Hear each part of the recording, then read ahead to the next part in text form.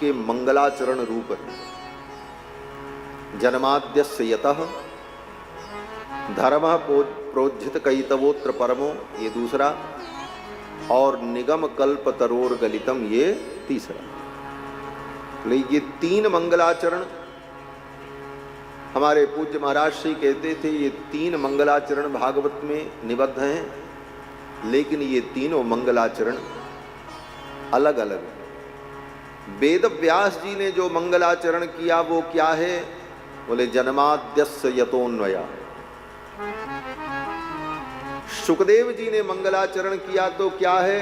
बोले धर्म प्रोज्झित कैतवोत्र परमो निर्मत्सराणाम सता। और सूत जी ने जब कथा सुनाई तो सूत जी ने मंगलाचरण किया, निगम कल्पतरोर गलितम फलम शुकमुखाद अमृतद्रव संयुतम पिबत भागवतम रसमालयम मुहुरहो रसिकाः भुवि भावुकाः। अपने गुरुदेव सुखदेव भगवान के स्वरूप गुण का चिंतन करते हुए सूत जी महाराज अब वर्णन करने जा रहे हैं। नैमिषे निमिष क्षेत्रे ऋषयः सौनकादयः सत्रम स्वर्गाय लोकाय सहस्र सममासत। नैमिषारण्य में 88,000 शौनकादि मुनि सत्र यज्ञ कर रहे थे। नैमिषारण्य जो है वो वैष्णव क्षेत्र है।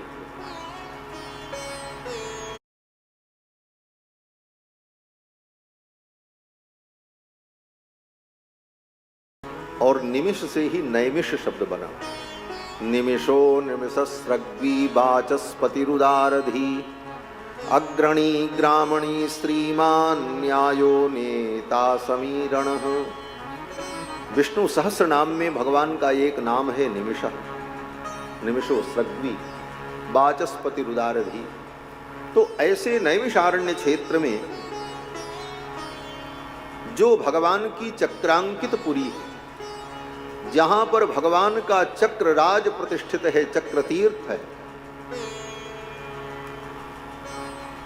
उस नैमिषारण्य में, ये नैमिषारण्य सतयुग का तीर्थ है।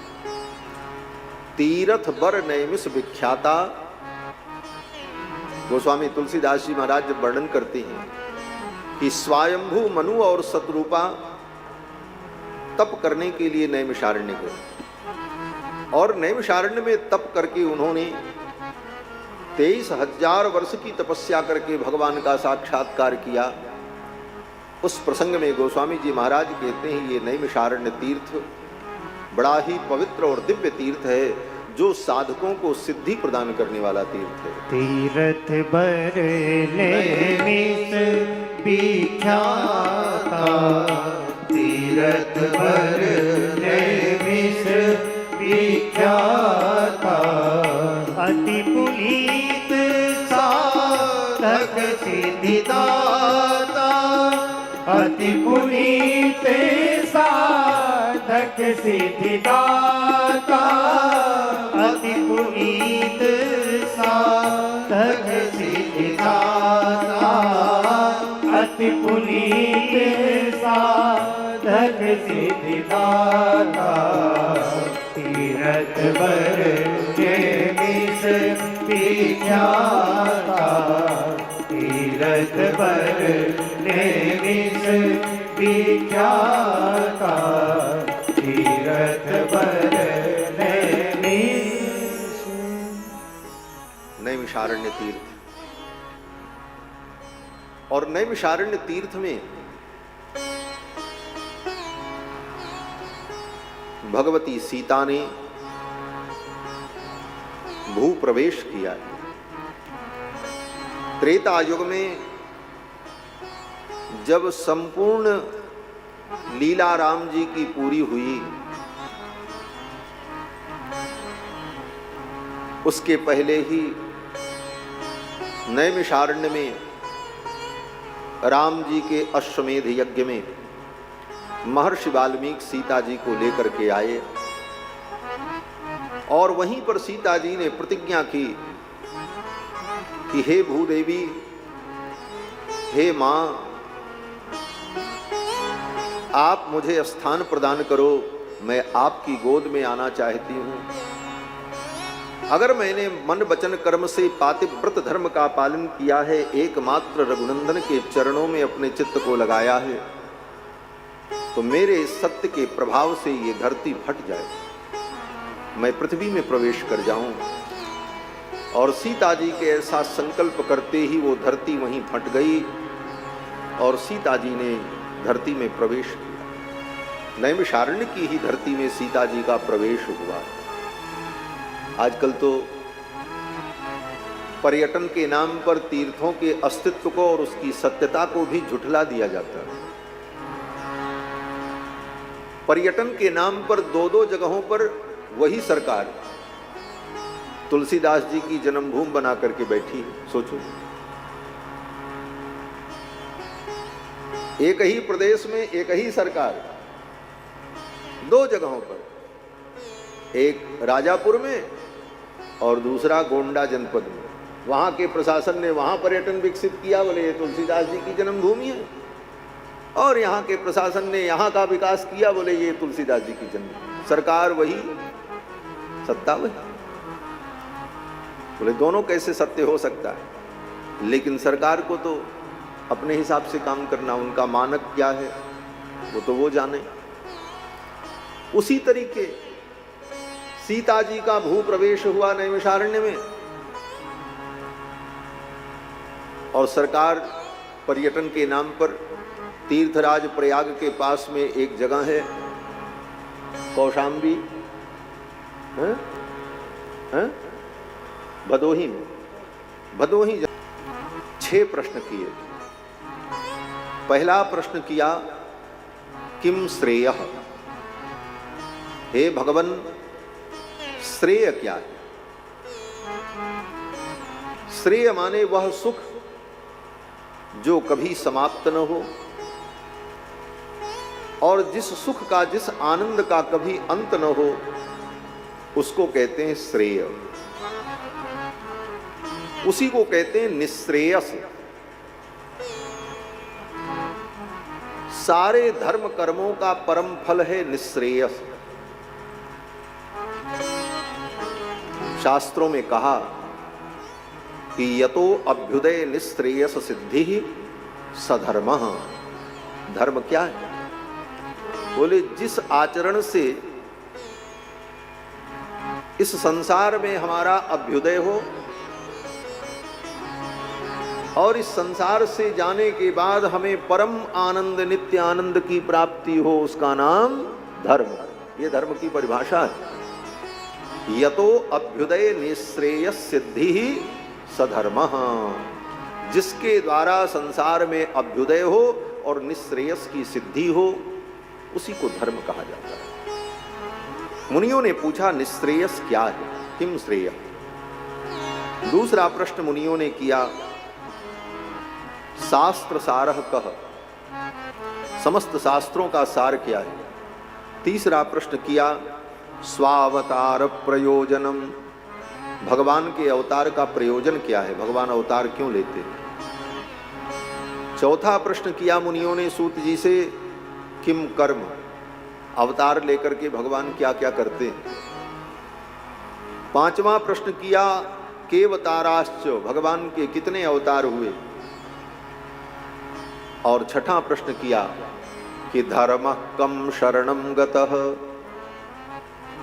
ये धर्म किसके आश्रय में रहता है, धर्म का आश्रय कौन है?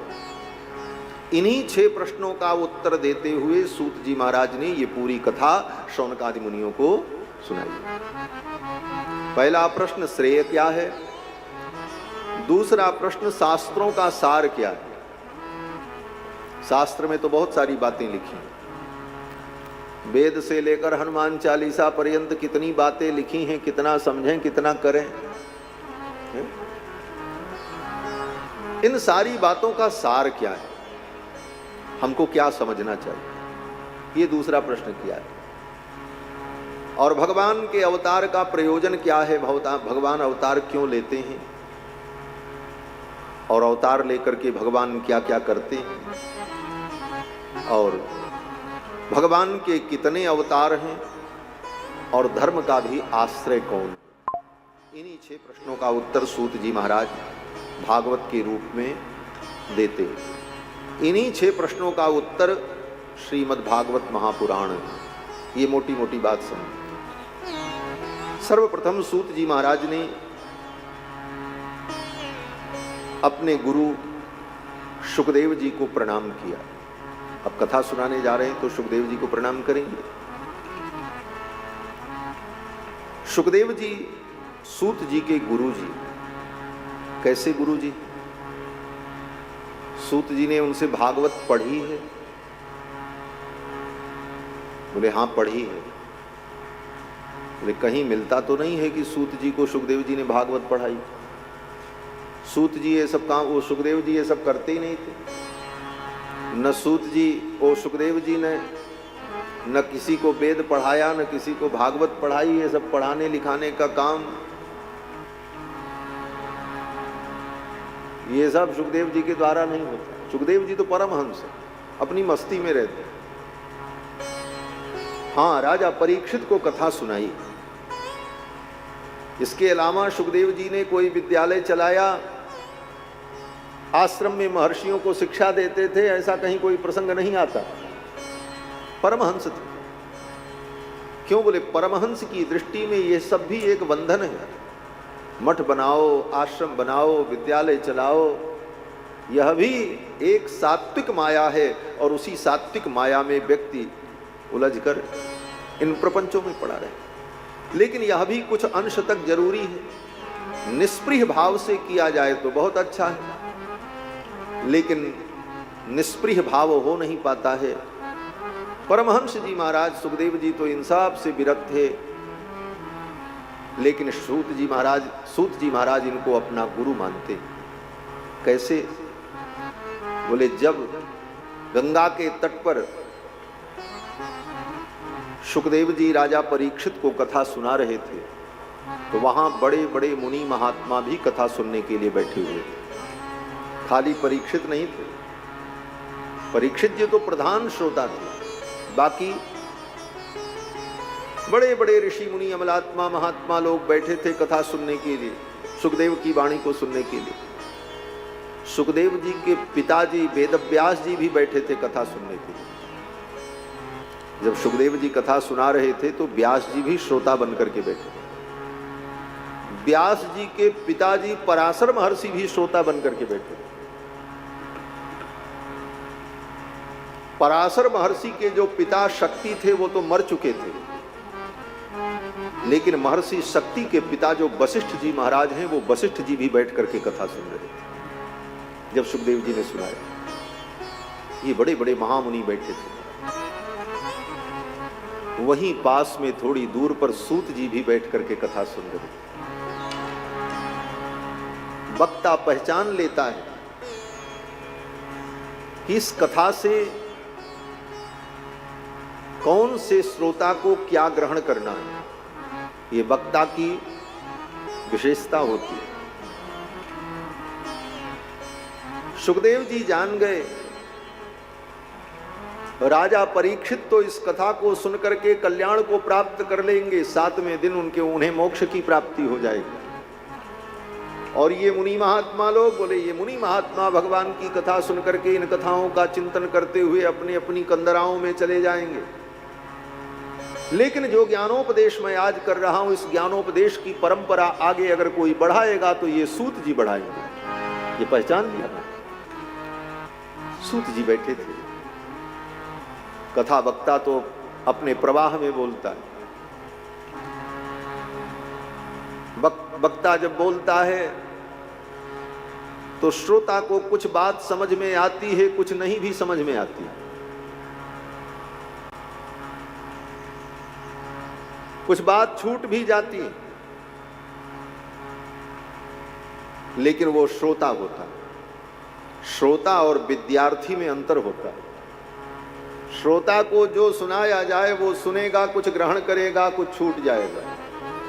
लेकिन विद्यार्थी जो पढ़ने बैठता है उसको शंका होगी तो वहीं पाठ रुक जाएगा। अब ये विषय पहले स्पष्ट हो तब आगे बढ़े, तब पढ़ाई होती। पढ़ाई में और श्रवण में अंतर है। एक साथ दोनों काम सुखदेव जी ने किया है। राजा परीक्षित को कथा सुनाई है और सूत जी को पढ़ाया। सूत जी कहते हैं कि गुरुदेव जब कथा सुनाते थे कोई कोई बात समझ में नहीं आती थी, मुझे लगता था मैं कैसे पूछूं, ये तो कथा चल रही है, लेकिन मेरे मन के भाव को गुरुदेव जान जाते थे और उस विषय को पुनः स्पष्ट करते हुए वर्णन करते थे। इस प्रकार श्री सुखदेव जी ने इस भागवत को मुझे पढ़ाया है। सूत जी कहते हैं कि सुखदेव जी के मुख से इस कथा को मैंने पढ़ा है, वो मैं आप लोगों को सुना रहा हूं। इसलिए सूत जी महाराज ने सर्वप्रथम अपने गुरु सुखदेव जी को प्रणाम किया। बड़ा प्रसिद्ध श्लोक है भागवत का, यम प्रव्रजन्तमनुपेतमपेत कृत्यम द्वैपायनो विरह कातर आजुहाव पुत्रेति तन्मयतया तरवोभिनेदुस्तं सर्वभूत हृदयं मुनिमानतोऽस्मि।